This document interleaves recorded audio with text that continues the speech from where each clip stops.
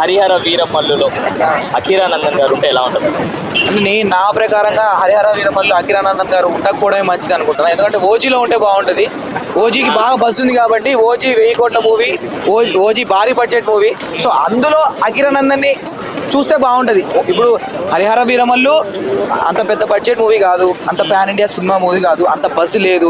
So ఇప్పుడు first entry Pawan Kalyan గారి కొడుకు అంటే ఫస్ట్ ఎంట్రీ ఒక హై లెవెల్లో ఉండాలి. ఇప్పుడు గాలి జనార్దన్ రెడ్డి కొడుకే అంత బస్సు క్రియేట్ చేసేటట్టు అంత డబ్బులు పెట్టి అన్ని శ్రీలీల యాక్ట్ చేస్తుందా అన్న?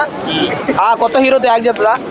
అసలు యాక్ట్ చేయదు. కానీ శ్రీలీల యాక్ట్ చేసిందంటే అక్కడ డబ్బు ప్రభావం. అంటే పవన్ కళ్యాణ్ కొడుకుకి అంత బస్సు ఉంది కాబట్టి ఆ బస్సు ఉన్న సినిమా అంటే ఇప్పుడు ఇది చరిత్రకు సంబంధించిన సినిమా. ఇప్పుడు చరిత్రకు సంబంధించిన సినిమాలో పవన్ కళ్యాణ్ కొడుకుని ఏ క్యారెక్టర్ పెడతారు?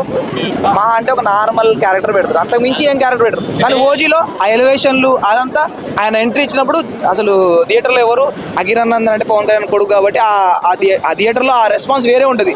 సో ఆ రెస్పాన్స్కి సంబంధించి ఓజీలో అయితే బాగుంటుంది. కానీ దీంట్లో పెట్టి మళ్ళీ సినిమా బుస్ అన్నది అనుకో, అటు అఖీరానందన్ స్టార్టింగ్లోనే బుస్ అన్నట్టు ఉంటుంది.